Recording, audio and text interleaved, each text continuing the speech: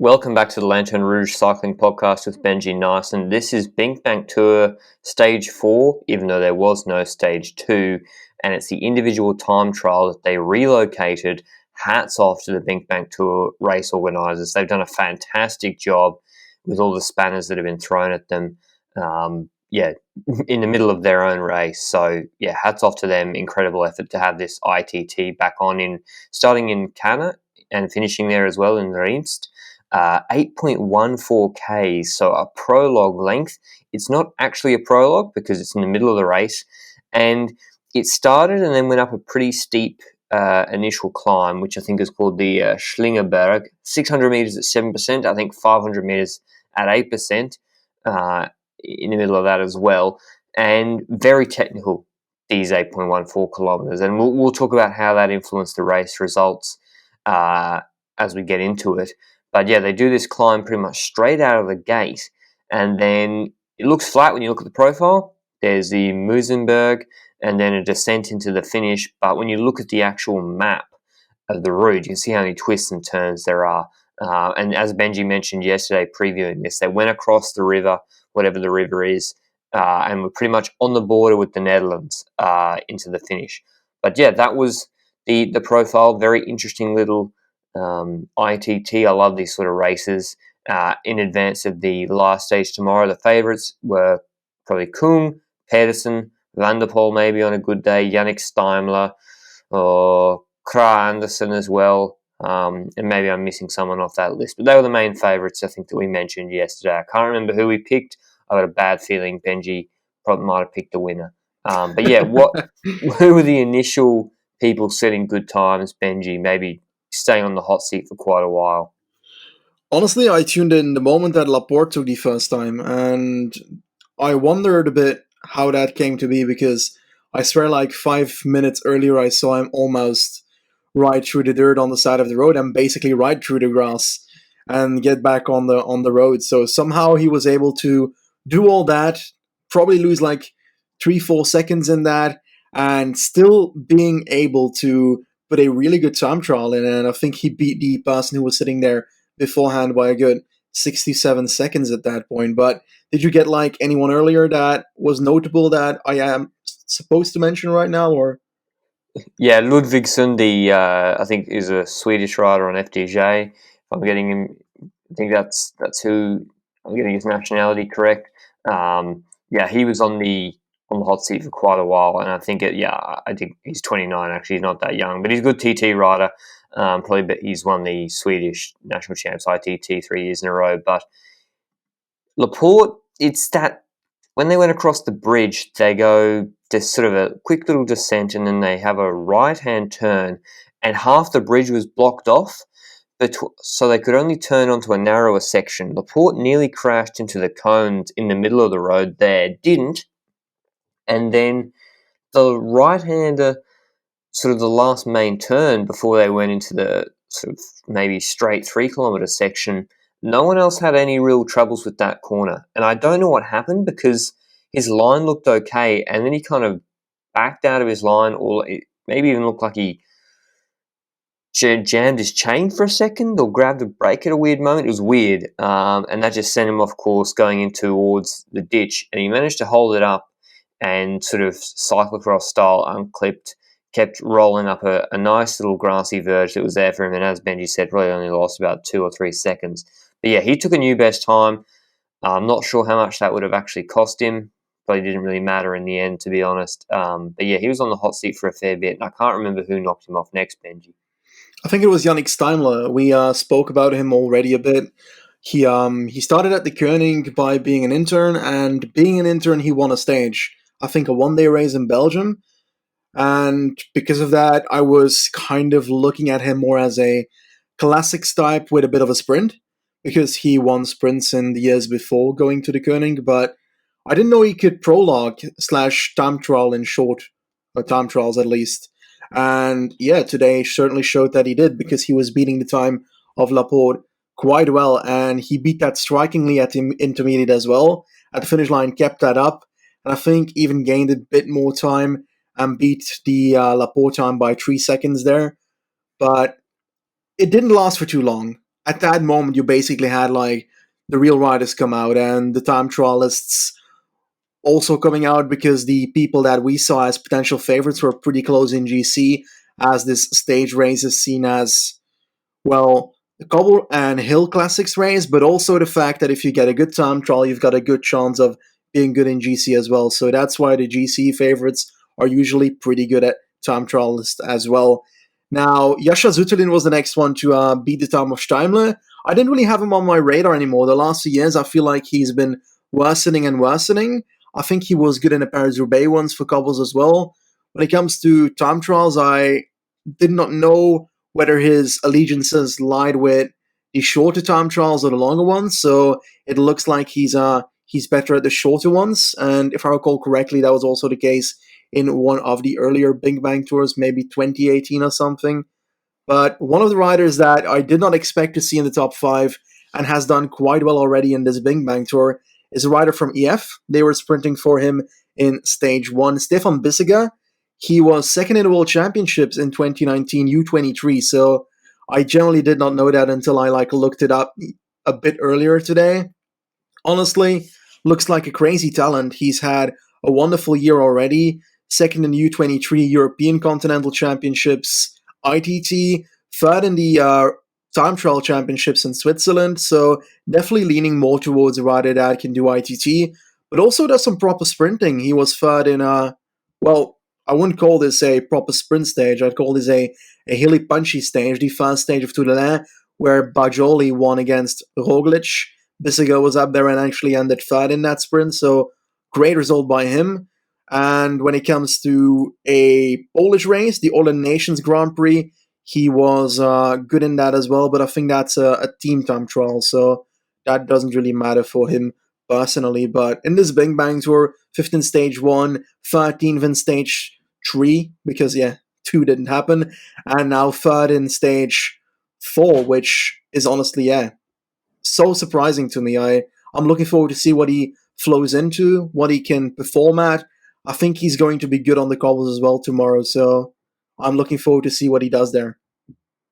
Yeah, he's a crazy, crazy talent. 22 years old, already getting really good results, and 5th in that first stage, I think it was. That's a really good result, but also, being able to back it up with the time trial, and then he seems to be able to get over a hill as well. He's not that tall, and I think that was a general theme for the guys that actually did well in this ITT. Apart from Kung, Mads Pedersen, Kragh Andersen, Bissega, they are all, and I think Zutilin as well, they're all, and actually he's quite tall.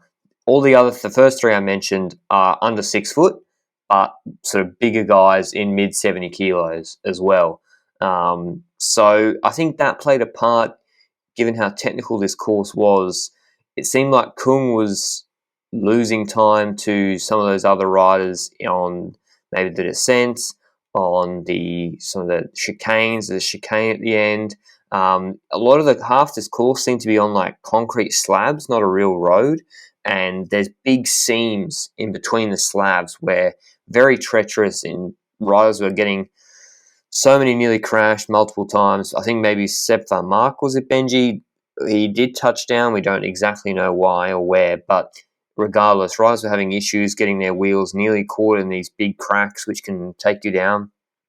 And I think the smaller guys, they're not like, I'm not talking Ivan Sosa small here, but they're smaller for the power guys. They're not Burnham size or Kung size. Had a little bit of an advantage, given that I think Pedersen, Kragh Andersen, and Bissega are like 5'10", I think, there or thereabouts. But yeah, that's how I viewed this TT. Is power was important, being able to punch out of the corners. I think that gave an advantage to Bissega and Pedersen, and there was not that many periods where you could really settle into your extensions for a long period of time and churn out some big watts in an aero position, like, say, a Kung likes to do, or maybe even Volscheid. But that's a nice segue, Benji, for you to talk about your favourite rider in the world, SKA, Søren Kragh Andersen. He's probably not even in my top 100. That's the worst part of this. But you made it sound in the last week that he's my favorite rider.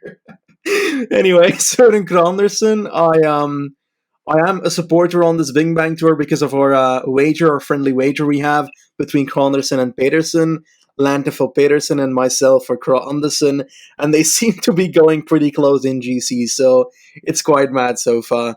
Kragh Andersen, he stormed right off the front when he started his time trial and made one hell of an impression at the intermediate sprint. Yeah, exploded onto the other time trialists because that was one hell of an intermediate sprint, intermediate time, and he beat the others quite suitably. So at that point, I was like, okay, Kragh Andersen has this, but we got to keep in mind that Kung had not finished yet, that Pedersen had not finished yet. So those two riders were going to be extremely important for the outcome of this time trial. Van der Poel was not on the road either, so he could potentially mingle with the best rider here. But Kragh Andersen, he's shown already by, I think he won the time trial last year as well, but I'm not completely sure. In Den Haag, he did not because Filippo Ganna did, and he actually rode exactly the same time as Pedersen last year, a good 5 seconds behind Kung. So he did not look like having the best time last year, but this time around it looked like he actually had something cool going on because the man beat the time of Bissiger and ended up taking the first time at the finish. So wonderful time by Søren Kragh Andersen, 9:59, an average of 48.9, which is quite a lot considering all the bends and so forth we had on this and the small hill at the start. So it's not necessarily the parkour where you can storm ahead and not really bother about cornering and technique. So you lose speed in the corners, you lose speed on the climbs, and eventually that obviously leads to a lower average. But wonderful time, and the next ones on the road were then in the order of, I think, Kung first, then Van der Poel, and then Pedersen. That's right. And Kragh Andersen, his time after the intermediate checkpoint was, I haven't checked, but it has to be the quickest of the day. Just doing some reverse engineering of the numbers. He was 6 seconds, I think, 6 or 7 seconds ahead of Zutilin, who was in the hot seat for a brief moment, the German, ahead of Steinler, who was then in second, I think, or maybe he'd been bumped off then by Bissiger. But yeah, Kragh Andersen, I think in the last 2 to 3 kilometres, put about 10 seconds into Zutilin, which is super quick. And I think we didn't see it on the TV, unfortunately. We didn't really see much footage of the descent where I think Kragh Andersen made up a lot of that time and how he approached that. But yeah, 16 seconds in a 10-minute time trial on the next best time is very, very quick. And I thought, I was worried, very worried at that point about Mads Pedersen, who was obviously going last because he was in the leader's jersey on GC today. And yeah, then it was Van der Poel and Kung. I think Kung before Van der Poel. Kung obviously behind on GC, and because he hadn't been contesting the sprints really, just like Kragh Andersen, I don't think. And yeah, Kung, European champion.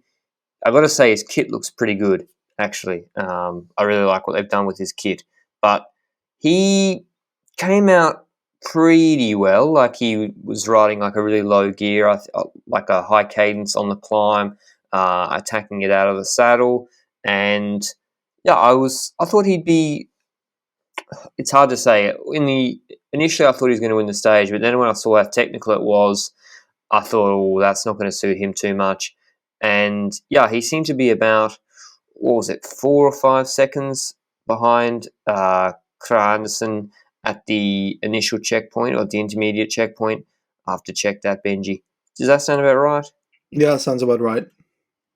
Yeah, and then he, I think, just kept losing time on that descent to Kragh Andersen. Just, I don't know what it was. Maybe it's just the fact that he's not as good at handling the TT bike. He's a bigger guy, or Kragh Andersen just took more risks. I'm not sure exactly. But he was eventually, I think, 6 seconds behind Kragh Andersen on the stage, which I know it doesn't sound like a lot, but if you extrapolate that out to a 1 hour TT, that's like 36 seconds, 40 seconds. So, because that was nearly 7 seconds he lost by. So it's still a pretty good result for him, but he's not he's just clearly. I was thinking about who's the best time trialist in the world, etc. As an overall time trialist, and I don't think it's Ganna either. I won't tell you who I do think it is, but yeah, Kung I just think can't be in that conversation because he's not winning these short prologue length ones, and he's not really beating the top guys in the longer ones or medium ones either. He's just always seems to be getting like second or third in these World Tour time trials. I mean, he wins a lot of them too, but I just don't think he's the best one or two or even third time trials in the world at the moment, despite his good performance at Worlds. But still, a good result for him. Moves him up on GC into third position at the end of the day. We'll see how he goes tomorrow. Like, do you think he can do anything tomorrow, Benji? Or do you think he's going to be able to protect third on GC in that sort of Flandrian stage? He's not necessarily bad at Flandrian stages, comparing to Paris-Roubaix where he was good and so forth, but this has moved on here out betting, and I think that will cost him a tiny bit, and that might genuinely make it harder for him, but I don't necessarily think that he's needing to be worried about too much. I don't... it's a bit difficult.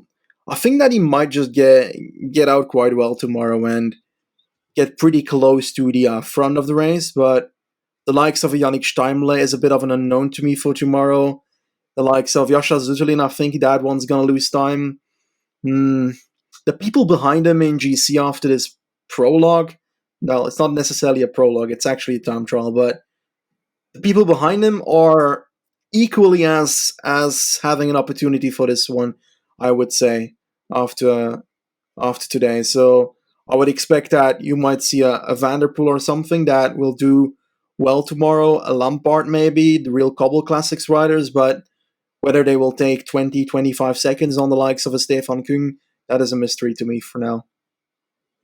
The next big name to roll off the ramp was obviously Mathieu van der Poel, who Benji just mentioned there. From my eye, he looked like he wasn't taking too many risks, just in comparison to some of the other riders, particularly Soren Kragh Andersen into the corners and Laporte.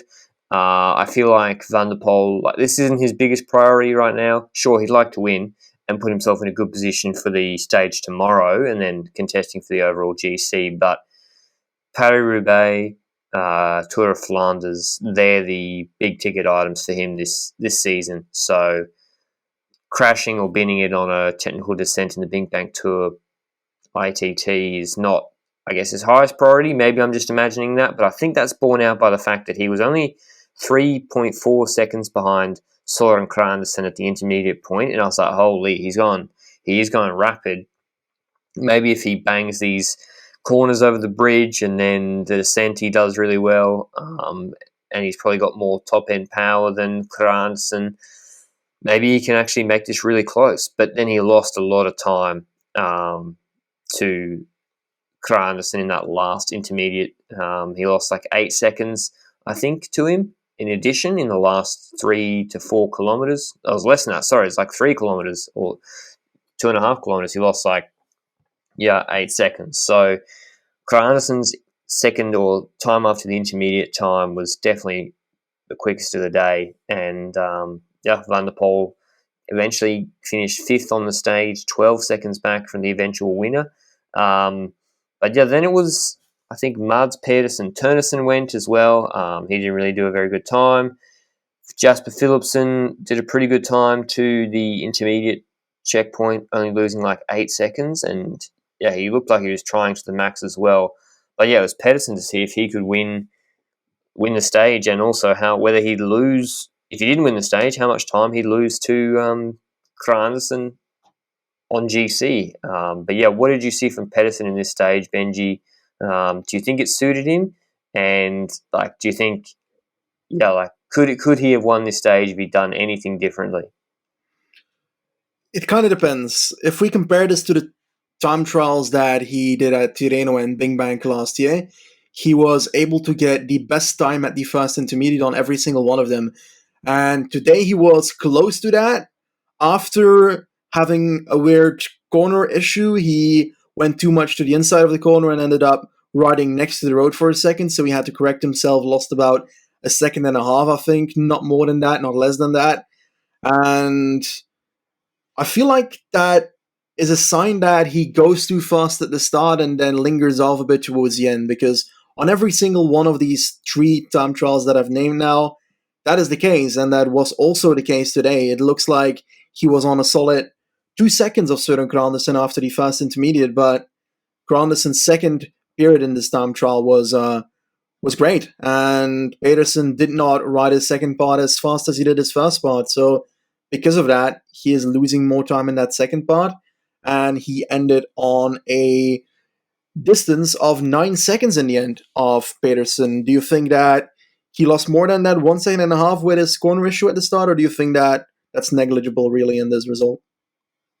Maybe 2 seconds at the most. I don't think it accounts for the entirety of the amount he lost, being 8 seconds back on Kragh Andersen, who eventually, obviously, then won the stage, given that Pedersen was the last rider to finish. But it was still a really good TT from Pedersen. I mean, he sort of billed as a ITT rider, as a time trial rider coming in rather than a sprinter. I think it's clear that he's an elite sprinter and a pretty good and handy time trialist. I think that's how I view him now. And as obviously now a one-day rider, a guy I think could win, is going to win a big classic this year. But yeah, he hasn't really had a good TT result, ITT result, for like 2 years, I don't think. Looking down at his results, I think he beat Wout van Aert in a TT in like 2018. But other than that, he's just got sort of top 10s, like 7th in BinckBank ITT last year, and like 6th in Tirreno last year as well. But I would put this performance above that. If you take away sort of mechanical issue, then he probably would have come second, like 5 or 6 seconds behind Søren Kragh Andersen. So obviously it probably suits him a little bit more than the time trial course they proposed that got cancelled. I think this was a bit shorter. But yeah, still good result from Pedersen, and obviously that means only being 8 seconds back, he retains the leader's jersey on Søren Kragh Andersen, who's 7 seconds behind him. The 2 Danes on top on GC. Kragh Andersen winning the stage, but still now 7 seconds behind Pedersen. Kung is third, 13 seconds back, and Stefan Vesiger, the Swiss riders, 2 Swiss riders, third and fourth, they're 13 and 14 seconds back respectively, and Mathieu van der Poel very ominously 17 seconds back on Mads Pedersen. So that will make tomorrow very interesting, as well as the 2 quick-step riders that will be trying to win the stage tomorrow, and GC, depending on the gap they get, Lampard 24 back and Seneschal 31 back. But Benji, what is tomorrow's stage looking like? It's been called the Pure Flandrian stage. What can we expect tomorrow? And is it right to call it a proper Flandrian classic? I think every stage that includes the Muur van Gerardsberg and the Kapelmuur is a proper Flandrian classic. And, well, that's actually a lie, now thinking about it. Because the Tour de France last year started in a stage with the Muur van Gerardsberg, and it wasn't a Flandrian stage. Oh my god. Anyway, I think that any stage that includes the Muur 4 times is a Flandrian stage. Let me correct it like that. It starts in Ottigny, Louvain, La Neuve, and finishes in Gerardsbergen on the middle part of the Muur. So I think I said this in the preview. You've got, first of all, the Muur 1, 2, 3, 4 times in the stage itself, together with the Bosberg afterwards. In the meanwhile, you've also got in that same circuit the Den de Rodeberg. And that is, I think, all the climbs we have. Yes, and then we finish at the end, after doing the Den de Rodeberg.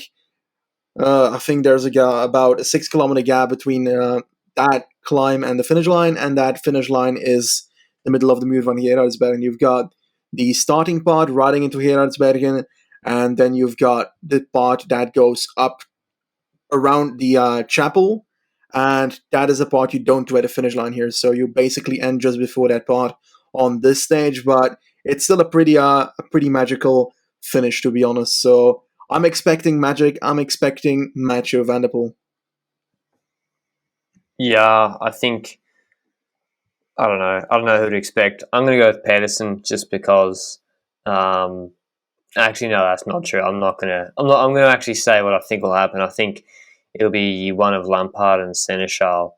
I think probably one of those two quick-step riders, I'm allowed to hedge my bets and pick one of those two will win the stage, but not by a big enough margin on Pedersen to leapfrog him on GC, and I think Pedersen will retain the leaders jersey because they're 24 and 31 back. So that's what I think will happen. Van der Poel hasn't looked as good as he did last year, except for the national championships to the Netherlands, where he obviously won. So I guess he showed maybe not the same consistency of dominance, but if he turns it on tomorrow and wins, of course I won't be surprised either.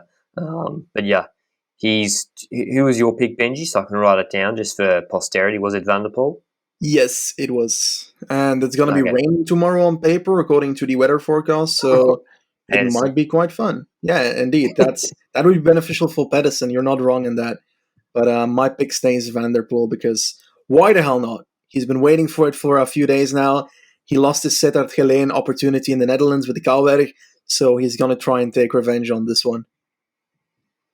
All right, just a short one from us today. Fabio Jakobsen tweeted, quick step rider.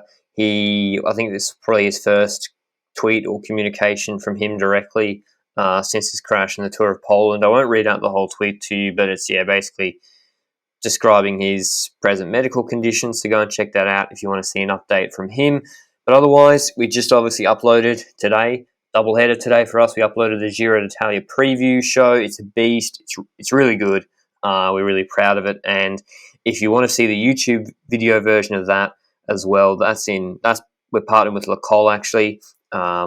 We talk about that on the podcast for the Giro d'Italia. But yeah, if you want to check out the YouTube video for that, we've got the stage profiles, etc. for every single stage as we talk about them, which might we're getting that's just a little increase to the production value that we like to have around here, coming off a low base. So every improvement is a massive one. But that's all for today. Short one. Excited for the finale for the BinckBank Tour tomorrow, as well as the start to the Giro d'Italia.